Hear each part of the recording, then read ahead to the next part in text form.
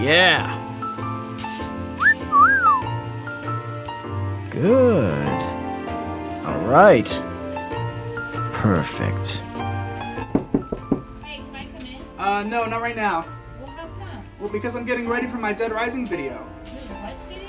Dead Rising! What the heck is that? Just give me a few more minutes, okay? I'll be right out. Please, I just want I said a few more minutes! No!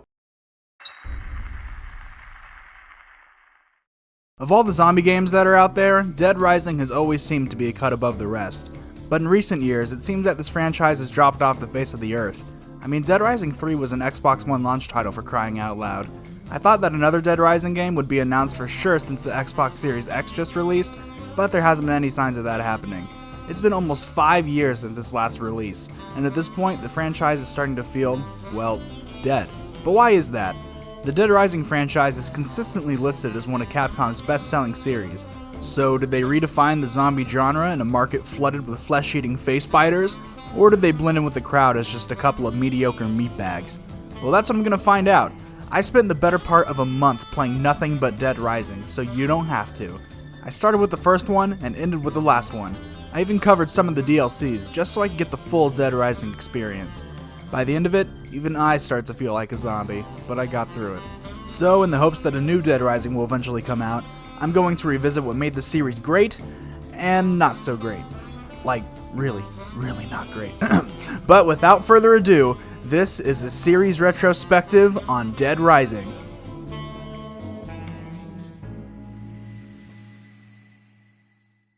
Starting off with the first Dead Rising, I didn't really know what to expect. I'll be honest, before this video, I never played the first one. My introduction into the series was with Dead Rising 2, so it was fun to see where the series began. As soon as the game starts, we see what looks like a mall filled with zombies, a nice homage to George Romero's Dawn of the Dead. What the hell is it? Looks like a shopping center, one of those big indoor malls. So, already this game is getting bonus points from me. The first character that we see is the protagonist, Frank West. He's a freelance photojournalist who comes off as kind of unpolished in his work, but he is more than capable of handling himself, since he has covered wars, you know. Before we get to the mall setting, we have to go through the town of Willamette, Colorado, in a helicopter that Frank hired to see what's going on. This is where the game introduces one of its main mechanics. As a photojournalist, Frank's best weapon isn't any weapon at all, but a camera. Every picture that he takes gives out PP, or prestige points, which is basically how you level up in these games. The first camera section in the helicopter does a great job of setting up the tone and setting of the story. Since my first Dead Rising game was with 2, it was shocking for me to see how they varied tonally, but I'll touch on that later. The tone here, though, is very chilling. By this point in the story, it's clear that something out of the ordinary is going on, but no one knows exactly what. Since the audience is seeing the events unfold through Frank's camera, it creates a sense of horror grounded in reality. It's a great opening. So, after snapping a few pics over the town, Frank wants to land on the rooftop of the mall, but things don't go as smoothly as he thought. So he jumps off the helicopter, but not before reminding the pilot that he needs to come back to pick him up in 3 days. Now that we're on the rooftop, we meet this guy. Hello there. His name's Carlito, and he isn't giving Frank any direct answers and is being extremely vague. Not a very good sign. Suspicious. Fantastic! Frank telling the helicopter pilot to pick him up in 3 days wasn't just a throwaway line. The game actually has a time limit. If you don't finish before 3 in-game days are up, then it's game over and you have to restart. The game constantly reminds you how much time is left, and it creates an underlying sense of urgency while you play. It puts the pressure on you, but it isn't unfair, just like how a good game should be. Down at the mall entrance, Frank is looking at some peculiar girl, and then he and the audience finally see what's going on. Hey, this is no time to ogle pretty girls, son. You looking to get yourself eaten alive by zombies? What? Did you just say zombies? Looks like this town's got a case of some good old-fashioned zombies, and the only cure is beef Frank West. But before we can kick some zombie tail, we see this creepy old man shouting some nonsense, and then, oh my god, the cliche dumb survivor disregards the lives of the other survivors just to save her dog. Except the dumb survivor here is an old woman with the strength of a gorilla. It'd be funny if after the end of the game we just see her alive like at the end of Myst. Spoilers. But really, lady? I mean, come on. You risk your life just to save something that looks like that? Right after the brains hit the fan, we get introduced to another character, Brad, who tells us we need to GTFO. After that, we meet a few more people and get sent out into the mall to see how this whole thing started. Along the way, you might run into a couple of survivors. You could leave them to fend for themselves, but it's better if you bring them back to the safe house for PP that can level you up. Leveling up gives you... Oh yeah, that's Otis. He constantly calls you on the walkie to update you on the happenings in the mall. It's definitely not annoying at all, but you know, just think of him as the 2006 version of Navi. So after a quick run around the mall, we find Brad under fire being shot by... Hey, it's that Carlito guy. I knew he was suspicious. Boss time. This first boss is a little rough. Carlito does a ton of damage against you, and it doesn't help that the gun controls are pretty bad. Thankfully, there are a lot of healing items nearby. So after managing to beat Carlito, of course, he gets away.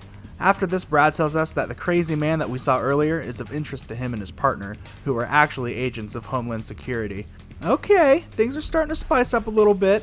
The old man seemed like he couldn't even be a threat to a box of Charleston chews, let alone America. I wonder just who he is.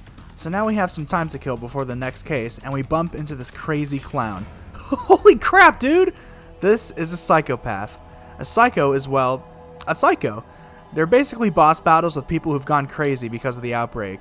And some of them, especially the freaking clown, are hard as hell. It took me like 6 times to beat him just because 1, I'm trash, 2, he does a crap ton of damage, and 3, it seems like I can hardly hit him. So then, yeah, I'm just trash. But he does have a pattern, so just watch out for it and you'll eventually beat him. I do really appreciate all the psychopaths though. Watching their cutscenes adds to how crazy they are, and they're all so different. It's actually fun running into one just to see how insane they can get. After that though, we find Brad and Carlito having another shootout. Pachamama.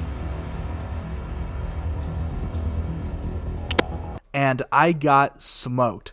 So I wanted to take a break and come back later. I saved my status and quit, and then the next time I loaded my game, I was at the beginning. What the hell happened? I saved, didn't I? Well, it turns out that if you save your status and quit, it keeps what level you are, but it restarts the entire story. You gotta read that fine print carefully, otherwise, you're fucked. In the name of the great angry video game nerd, What the fuck were they fucking thinking? I mean, I can see why they did this, but you know, they could have made it more clear. Thankfully, I did it pretty early on, so it didn't take me too long to get back to where I was. Another battle with Carlito sees him escaping yet again, with both him and Brad getting shot. At least now we have that old guy that we were looking for. It turns out his name's Dr. Barnaby, and now we need to get some medicine for Brad for his wound. We run into another psychopath, and hey, it's that girl we were looking at earlier. Apparently, she was there to get medicine for someone who's hurt too, and... Okay.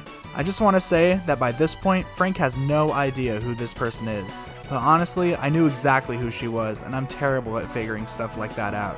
But let's look at the facts. 1, she seems like she can speak Spanish, and there is only one other character who can do that.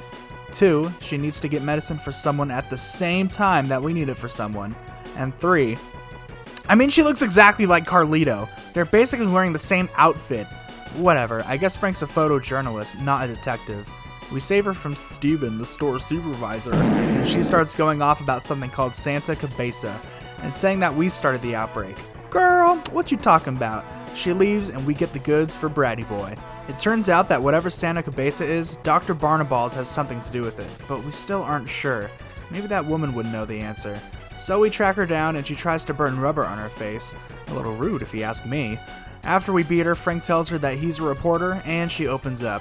She tells us that the zombies were created by us and reveals that she's actually Carlito's little sister, Isabella. Really? Isabella says that she'll set up a meeting between us and Carlito, but at the time of the meeting, Carlito snaps on her and shoots her in the arm. Shit, okay, we take Isabella back to the safe house, and when she wakes up, she tells us that Santa Cabeza was where the first zombie outbreak took place. The US government was stationed there trying to find a way to reduce the cost of breeding cattle so that they could increase the amount of meat that America could utilize. And the whole operation was led by none other than Dr. Barnes & Noble. Okay, so I'm really digging where the narrative's going at this point. On top of the mall setting, the story doubles down on American consumerism by literally talking about Americans consuming meat. So Barnaby turns into a zombie, which is weird because I didn't see him get bit, but oh well. This explains what's going on in Willamette. Carlito and Isabella are both from Santa Cabeza and saw the US government try to cover up what was going on there. As an act of both revenge and a yearning for the truth, Carlito caused an outbreak in America to bring the zombies to the public eye. But Carlito's plan isn't over yet. Turns out he planted bombs all underneath the mall, and as a freelance photojournalist, it's our job to stop him. It's bomb collecting time. This is the case where I felt the most paranoid when considering the time limit. It just keeps ticking down and there are so many zombies down here in the tunnels. If you're quick though, you can definitely do it. Brad chases down Carlito and then gets killed by utter bamboozlement.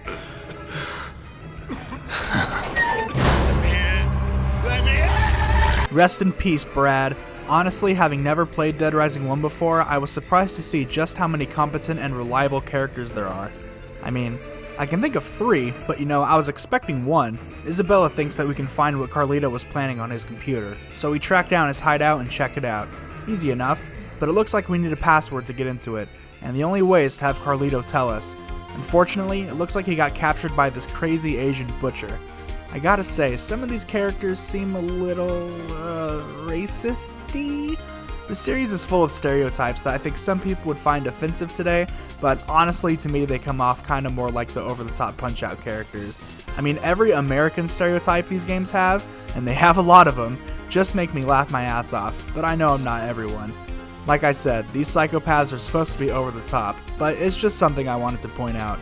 We save Carlito, but it looks like that butcher really did a number on him, as he's just barely alive. This is when he conveys his thinking, and also one of the themes of the game as well. Hey, aren't zombies great? I mean, all they do is eat, and eat, and eat, growing in number. Just like you good red, white, and blue Americans. He doesn't give us the password, but tells us to pass his locket on to Isabella right before dying. We book it back to Isabella and give her the locket, where it sparks some childhood memories. Pachamama, the thing that Carlito said earlier, turns out to be the password. While Isabella checks it out, we get a call from Jesse, Brad's partner, and tells us that the DHS isn't going to be rescuing people, but taking them out. When they get there, they offer Jesse to take her into custody, but then suddenly, what? And then Otis, the token Navi from earlier, yeah, he stole a Spec Ops helicopter and took off without us. Impressive, but You! now that the special forces are here, the game is coming to a close. There are Spec Ops forces everywhere, and they become another threat on top of the zombies. Now all we gotta do is wait for our chopper to come, and it looks like he's right on schedule. Nothing can go wrong now.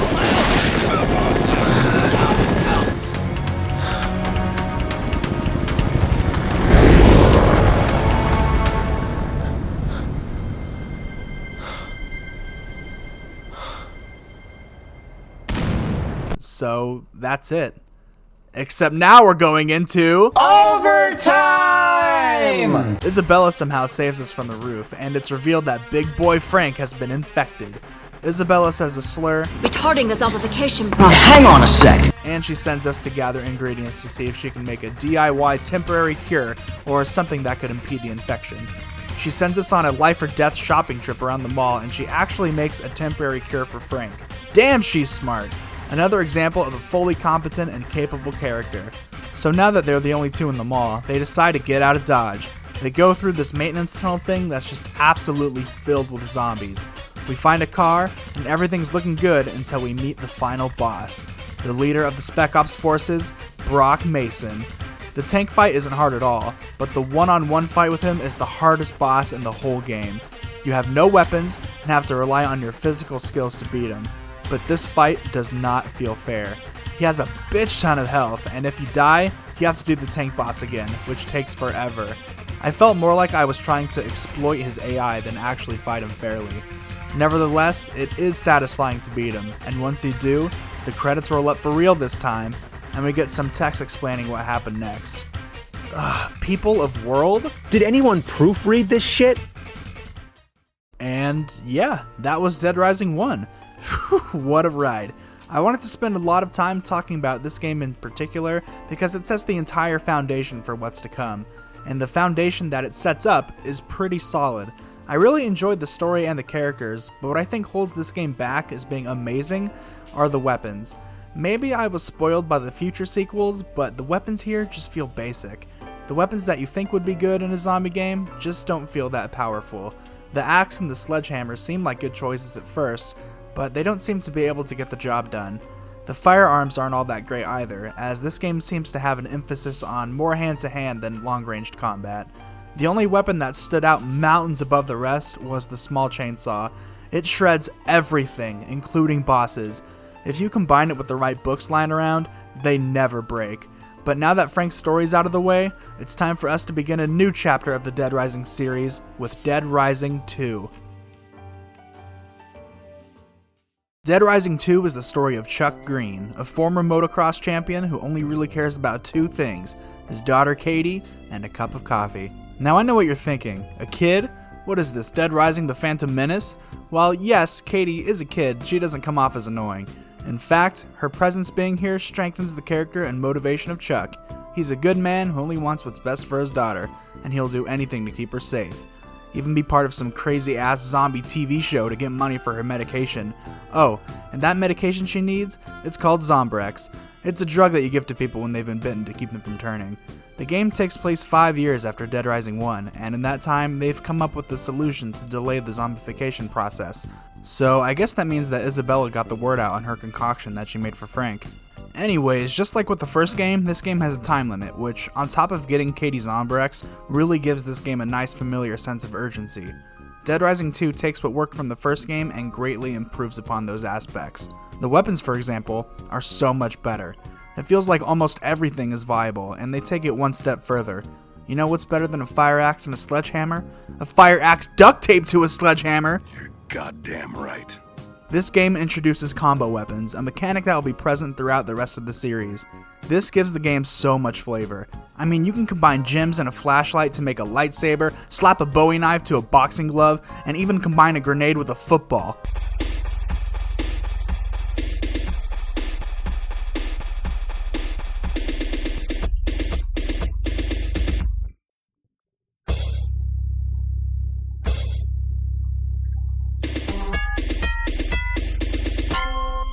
This is what this series needed. The inclusion of combo weapons also adds another element that was missing from the first Dead Rising: humor. Dead Rising 1 could be funny at times, but the main focus was the seriousness of the situation and what was happening to the characters. While Dead Rising 2 takes its story seriously, it definitely has a sense of humor. This can be seen the most with the weapons, as I mentioned earlier, but also the psychopaths. Earlier when I mentioned laughing my ass off, yeah, that was from the psychopaths in this game. Here's a short little montage of some of my favorites. Randy! Father, call me Randy. You wanted me to wait until I was married? Well, I'm not waiting anymore. Oh, I knew I wouldn't die virgin. Oh, I can't wait. I can't wait. I can't wait. Bunch of whiners let this thing happen. Letting zombies in, foreigners in, letting socialism in. Only way to get this country on track again is clean it right up of all those pansies, floozies, bureaucrats, liberals, and them half-ass conservatives, too. If you ain't with us, you're against us. Only a Sith deals in absolutes. Right idea, that. That's right. We do it because we love our country. Damn, it feels good to be right. Yeah, God bless America. Yeah, that's it. Now let me hear you beg, boy. Please, we just needed food. I'm twice the man. You are.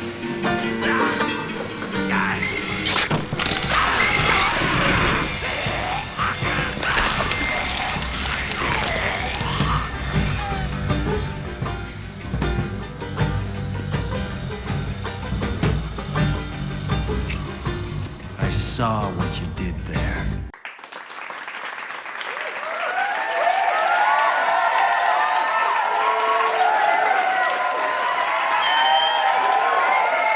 I mean, how could these not make you laugh?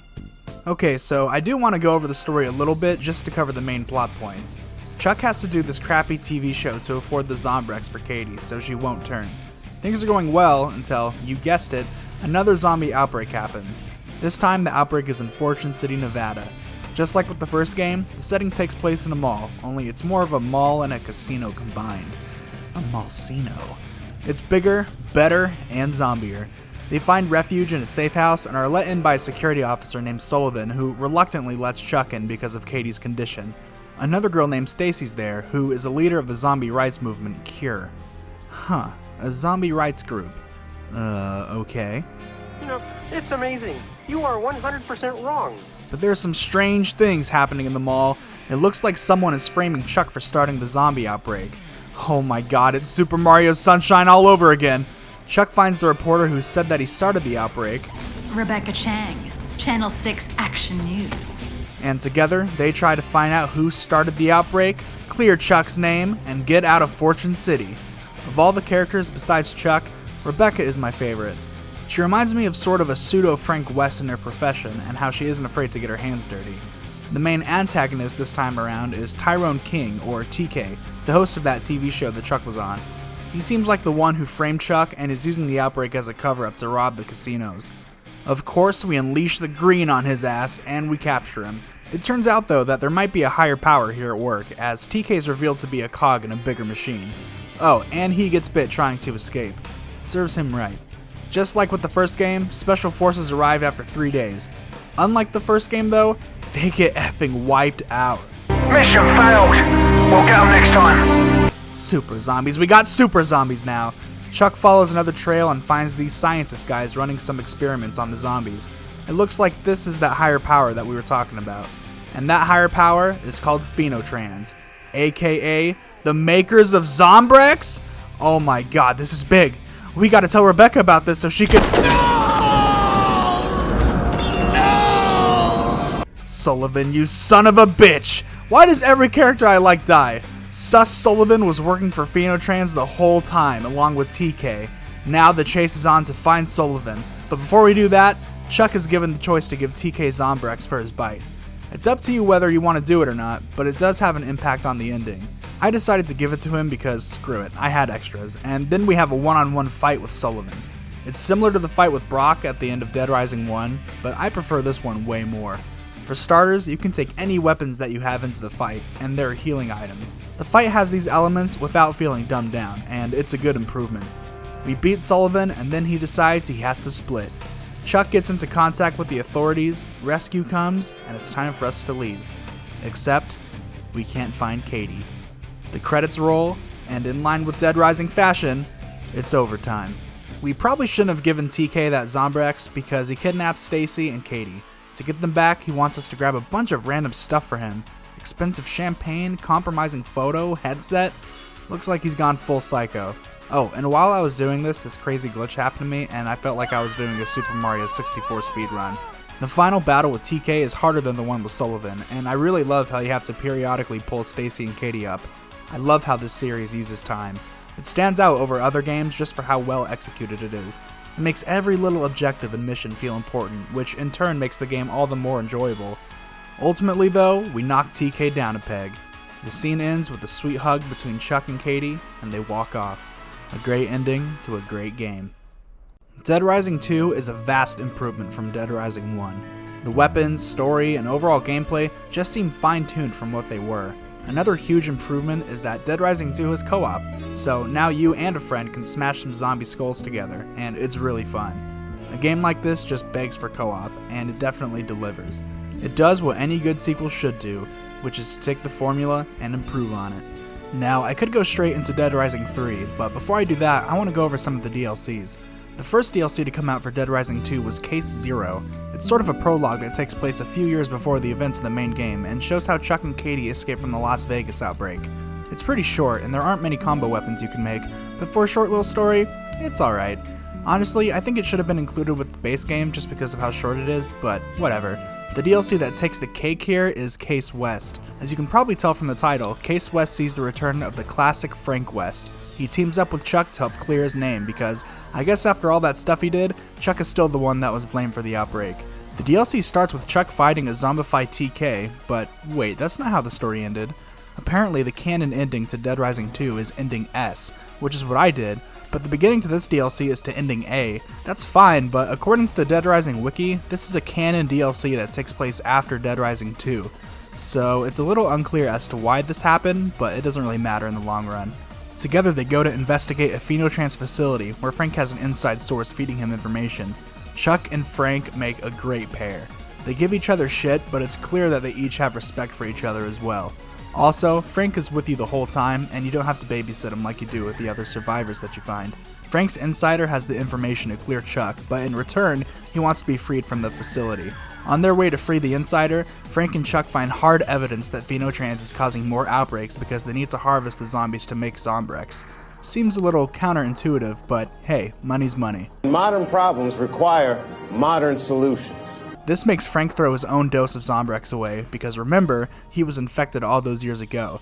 But Chuck, being the dad that he is, decides to pick it up for a later use. They finally see Frank's insider, and it turns out to be none other than Isabella Keys. She works for Phenotrans, but it's more of a work for us or go to jail type situation. She escapes from the most incompetent guards ever, but then comes back just to get knocked out by Great Tiger from Punch-Out!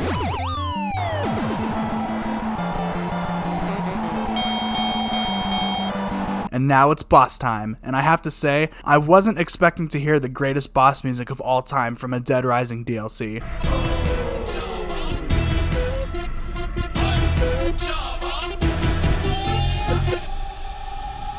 Seriously, this shit slaps harder than D4 N and Y. Goodbye to the people who hated on me. Goodbye to the people who loved me. Isabella gets captured by this Freddy Krueger looking lady who's actually the head honcho of Phenotrans. And then she drops the bombshell of a lifetime. A cure? You've had a cure all this time? Of course. It wouldn't have been in our interests to release it. Chuck and Frank want to look for the cure in the facility, but they have no time because the wheelchair lady sets the place to blow. As the ending cutscene plays out, Chuck and Frank discuss what a cure could mean for the world, until Frank's timer goes off for his daily dose of Zombrex, and what happens next is one of the best scenes in the whole franchise. Take it. The world needs Frank West. This DLC was great. It was super entertaining to see Frank and Chuck together, and it added more to the story in a way that feels coherent. It's not just a one-off, it actually has a significant impact on future games and the narrative. If I could make a recommendation, I would say skip Case 0 and go straight into Case West. Definitely worth your time. Speaking of time, it's time to move from the mall to the city, because next up is Dead Rising 3. Yes, the big difference gameplay-wise is that the series graduated from an enclosed mall to a completely open city, this time taking place in Los Perdidos, California. Our main character is Nick Ramos, who, unlike Frank and Chuck, who don't seem to be fazed all that much by the outbreak, Nick is much more concerned. I've heard people say that he's whiny, but I really like his character. He feels like a realistic guy who just wants to keep his friends safe. Actually, all the characters here are good, and I think that's the case because honestly, of all the Dead Rising games, this one feels like the best written. None of the characters are overly dramatic, and they are each charming in their own way. Even Dick, who just stands in the background the whole time, is likable because he acts heroic, but hardly does anything substantial. You calm the hell down, asshole.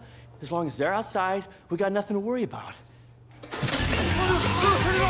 Doesn't sound good, but the way it's presented in the cutscenes is really well executed. Also, for the first time in the series, there's an explicit love interest in the form of Annie. She's like a super cool punk girl who wears dark makeup and is just totally rad. Those are the facts, people! She's pretty cool though. I'm glad that this game kills it in the writing, because there are a lot of characters here, and seeing how each of their stories play out is very satisfying. Just like with Dead Rising 2, I'll give a brief, and I mean brief, summary of the story here. Nick is a mechanic, and after the outbreak happens, he finds a group of people including his boss Rhonda, Dick, and Annie. They hear that the military is going to bomb the city in 3 days, sound familiar? So they try to go to a military checkpoint until the hero of the southern states stop them. God, this series and its Americans, I swear. They beat Billy Bob, but then, uh-oh, Nick gets bit. We need Zombrex, but before that, Nick runs into an old friend, Diego. He says there's an old plane that can be fixed up that we can ride out of here. Perfect, but Zombrex. We try to find some in this house and meet this fellow along the way. This is Gary, and he needs something in there too, so we work together to break in, meaning Nick does everything. Gary's looking for a certain girl, but he can't find her. Similarly, we can't find our Zombrex either, so Gary offers to help Nick kick the bucket in this awesome cutscene. Oh my god. After that fails, it looks like Nick's bite wound is actually healing. Well, that's new. Nick helps Gary take the girl to his boss, but it wasn't the right person. Nick says that the girl kinda looks like Annie, and that he'll help Gary look for her for some fuel for the plane. Done deal. Nick finds Annie and her group of friends and then meets Red, the leader of Annie's group. Nick can't get Annie to come back to Gary, and then Nick gets totally peer pressured into helping them. Nick finds out that the government is killing people instead of helping them, which I'm pretty sure is the status quo in this universe, and then Gary, Annie, and her friends get captured. Here we see the two main antagonists, General Hemlock, and hey, it's the girl from the DLC. She's looking a little better. More crazy, but a little better. She's also taking Zombrex, so I guess there really isn't a cure. We save them with the help from Red, and then head back with more fuel. But Diego goes loco and we fight him in this pretty cool museum. After the boss fight, we see a pretty neat exhibit dedicated to the events in the past games. It's cool to see Frank and Chuck and see how they are perceived in the world. We get some parts for the plane, and then Rhonda leaves to go search for her husband. Shortly after that, Nick and Diego are captured by the military, and what follows is a pretty gross cutscene.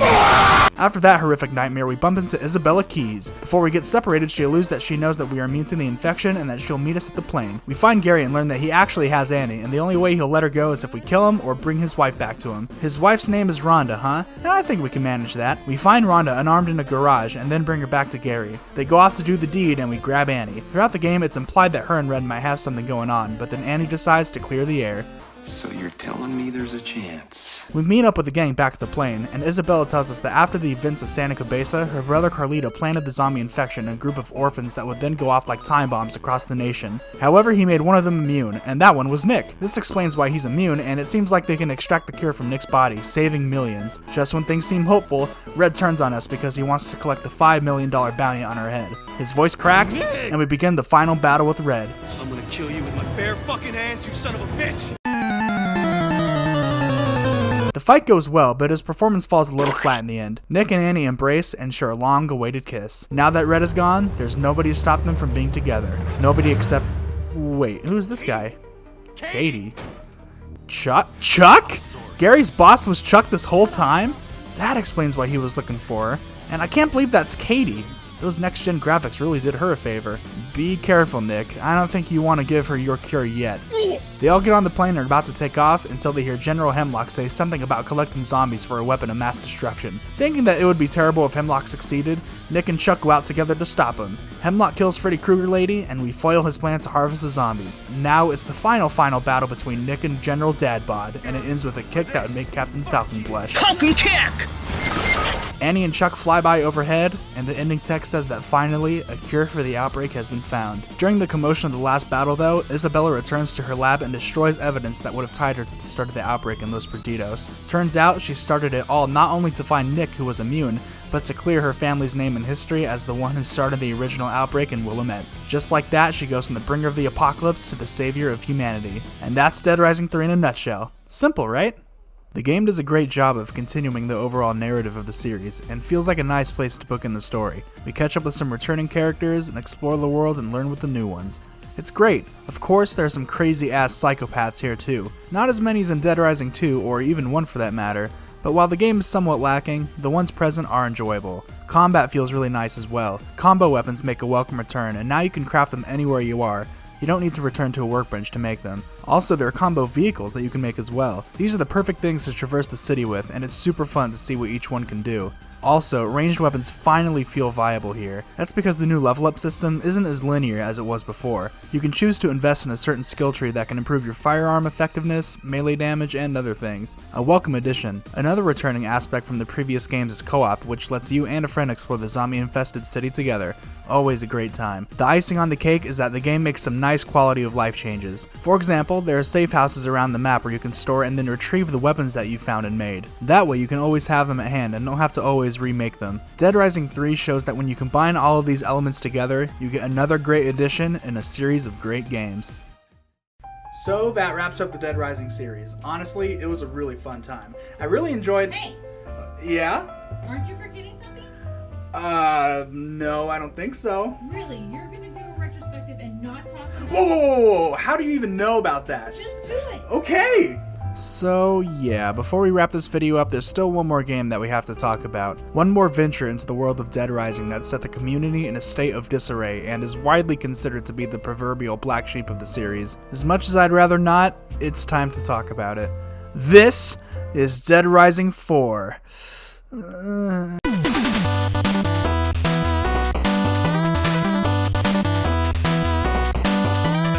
Where do I even begin? I want to say that I'm going to be fair and honest in my thoughts about this game. I didn't come into it hating it. In fact, when I first played it back in 2016, I walked away from it having kind of enjoyed it. So this isn't going to be just a bash fest. I actually have some good things to say about it. That's why we're going to go over the positives first. Don't worry, it won't take long. To start, I like the setting. Rather, the idea of the setting. It takes place back in Willamette, but instead of exploring just the mall, the whole city's opened up. That's a really cool idea. Another thing I like is the new additions to Frank's camera. I'm using his name in quotations, by the way. Yeah, the main character here is Frank West, but I'll get into that soon. Having the ability to go into night vision and use the spectrum analyzer mode seems like something that Frank would actually have. Speaking of the night vision too, this is one of the only games that I can think of where the night vision is actually effective. So there's that. I like the new vehicle combat. They had more attacks than the ones in the third game. And that's it, people. Everything else is awful. Dead Rising 4 feels like it derailed the series. It doesn't do anything innovative and new, and at some points it feels like a literal cash grab. Like the developers are trying to lure fans of the series back with nostalgia. Look, we have Frank West. He's back in Willamette and he's in trouble. Uh-oh. The only problem, well, not only, is that this isn't Frank West. He doesn't look like him, sound like him, and most importantly, he doesn't act like him. Honestly, I could look past that they changed his voice actor, but only if he acted like Frank. I don't know who this guy is. All of a sudden, he's an over-the-top wise ass who spends the whole game cracking jokes and being goofy. I mean, come on, does this look like the Frank West that we know? It gets so bad at times that I had to make up my own headcanon just so I could tolerate him. This is Hank East. If you don't like that joke, just know that the game made it before I did. He's a Frank West impersonator who wants to capture the renown that Frank had during his heyday. He's always been there, lurking in the background of the cover art, waiting for his chance to strike.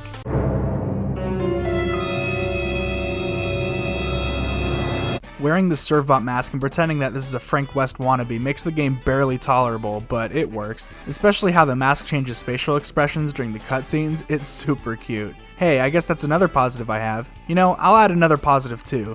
This game works great as a Capcom tribute. There are tons of little Easter eggs that will get any fan to smile, but all this stuff is just icing on a shit cake. Oh, but did I mention that this game has no time limit? They take away one of the core elements that is integral to the Dead Rising formula. This gives no sense of urgency or that there are high stakes at risk, and the only time I found myself to be rushing was just so I could finish the game and not have to play it any more than I needed to. Apparently, the developers did this to encourage exploration, but there isn't anything interesting to find. The psychopaths, maniacs, are super bland and there aren't any compelling cutscenes to bolster their presence.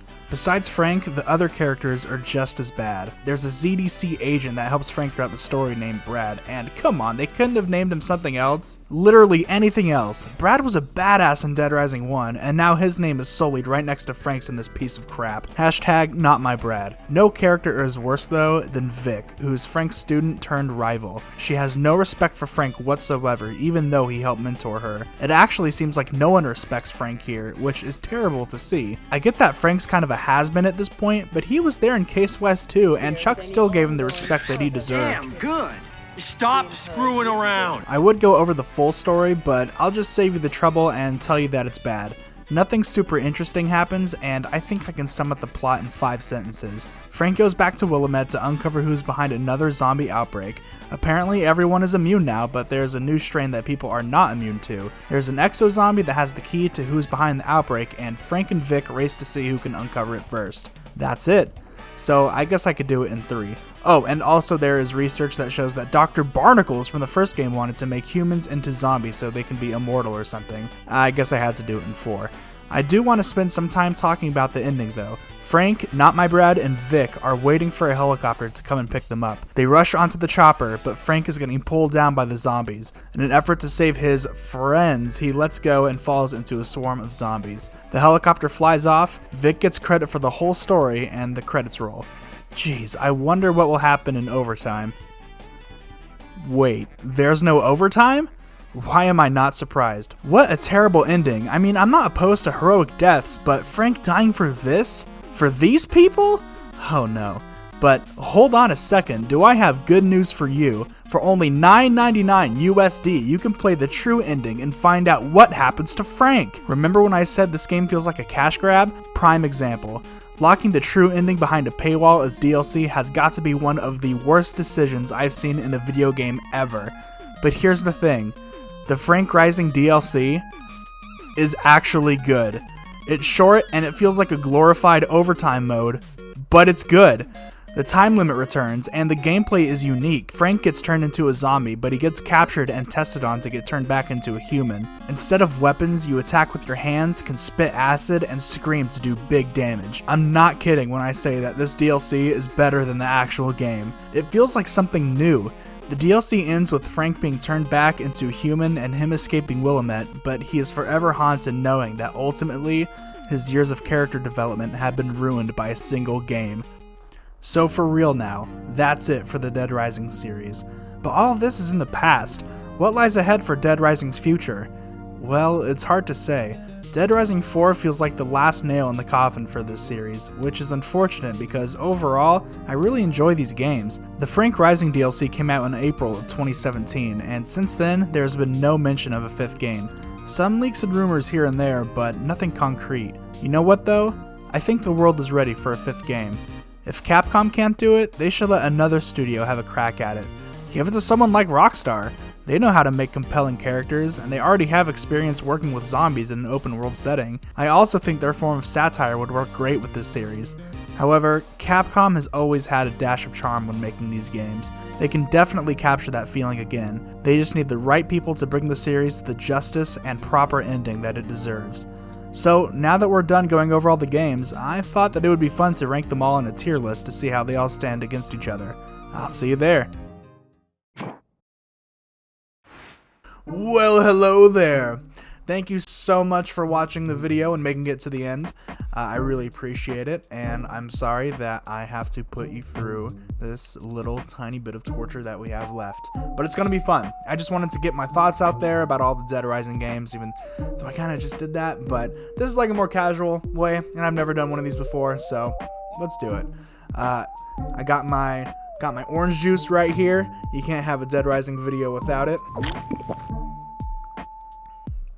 Oh yeah, that's nice and orangey. Let's just get started with this, shall we?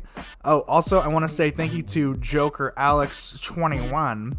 He's the one who made this tier list, so yeah, let's get going. Man, should I start with the first one?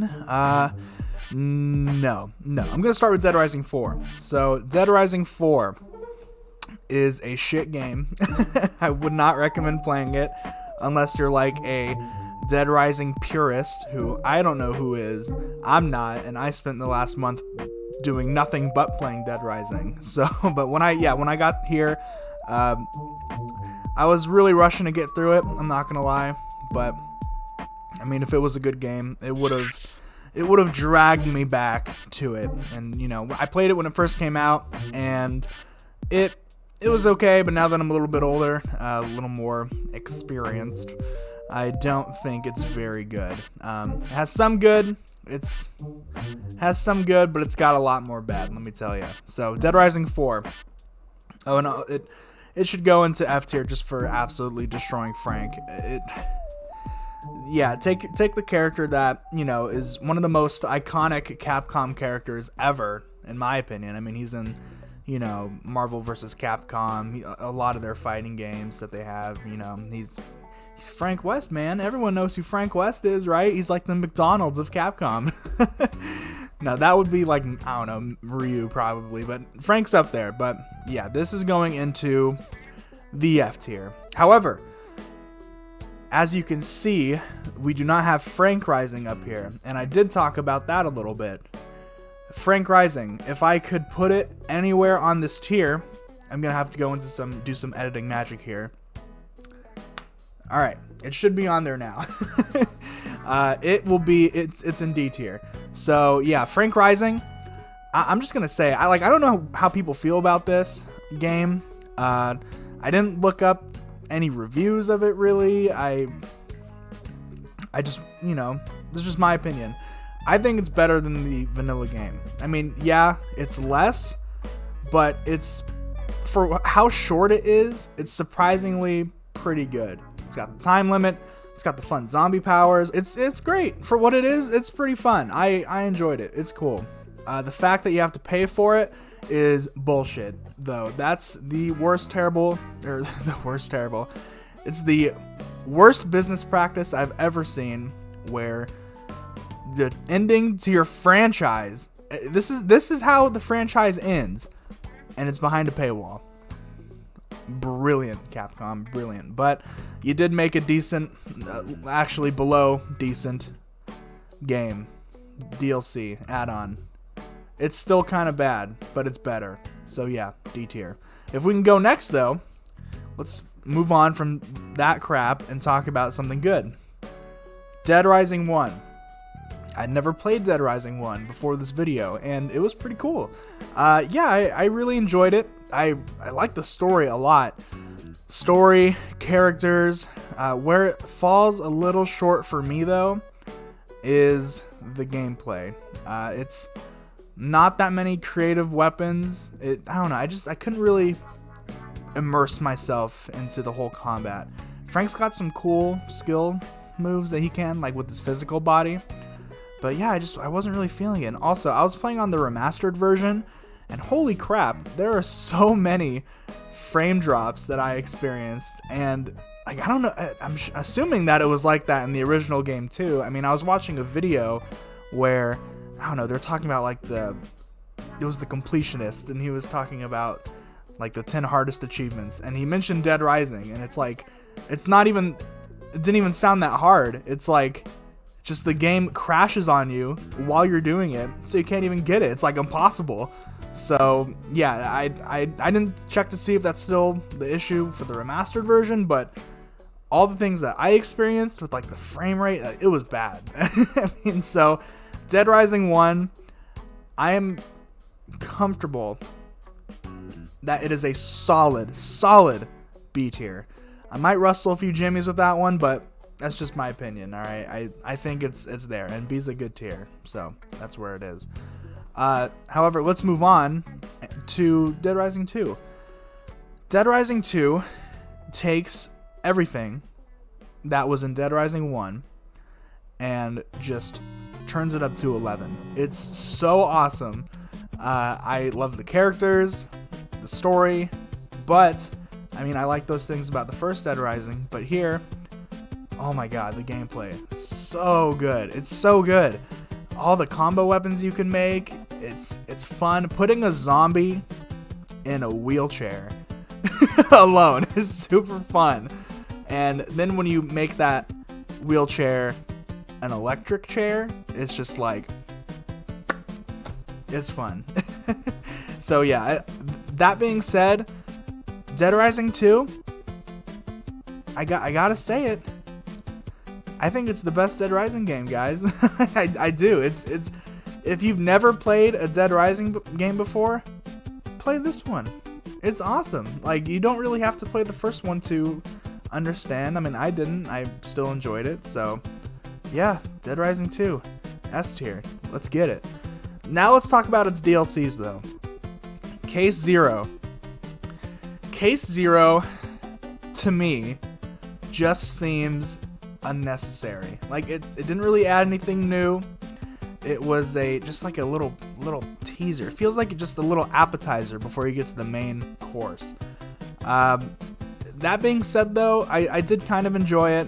It's cool to see Chuck and Katie interacting, and kind of what happened before they got to, I can't even remember the name, wherever they are in Dead Rising 2, Fortune City. Yeah, that sounds right, Fortune City. But yeah, you know what this feels like?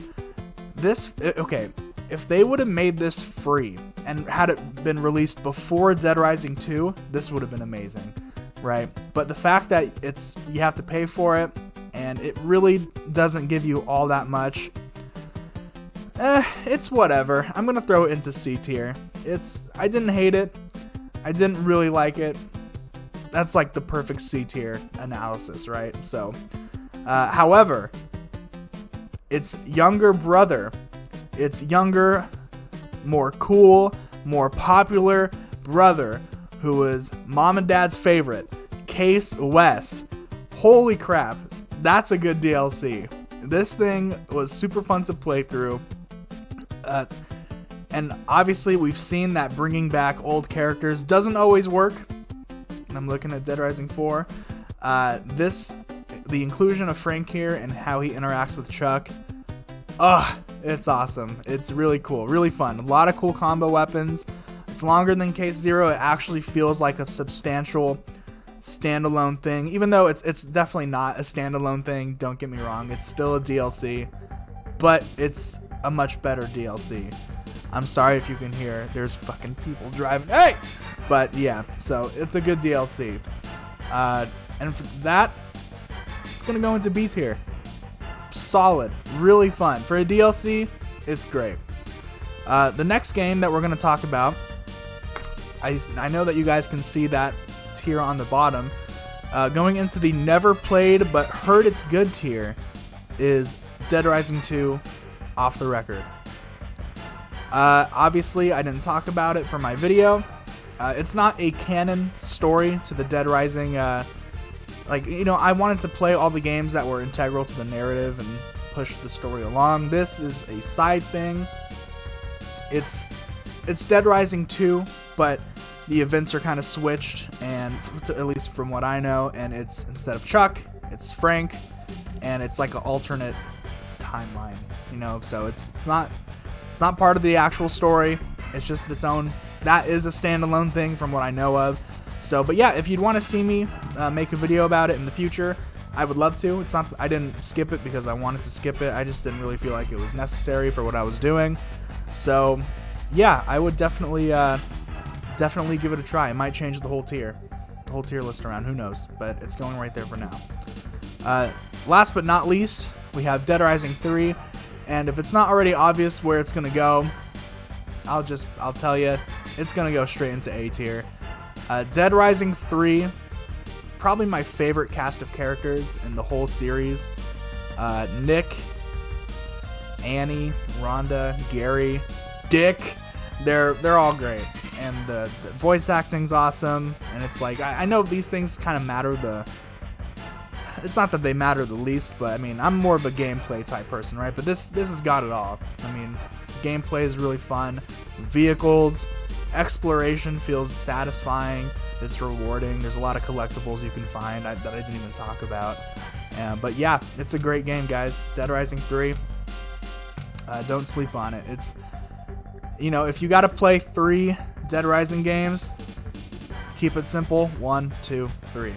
That's it. You know, those are the core. Skip 4.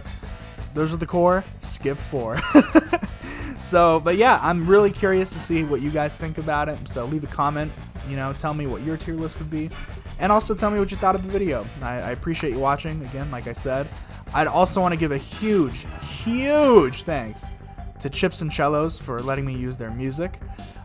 They're really cool. They make really awesome Mega Man style remixes of some of my favorite songs. Well, they did an Elton John one a few weeks ago. That's awesome. So yeah, I'll link their channel in the description, and I will also be keeping up to date with their stuff moving forward. So thank you guys so much for watching and putting up with me for, oh my god, I don't know how long this thing is now, but thank you. So with that being said, I hope you all stay safe, have a great one, and I'll catch you guys next time. Bye.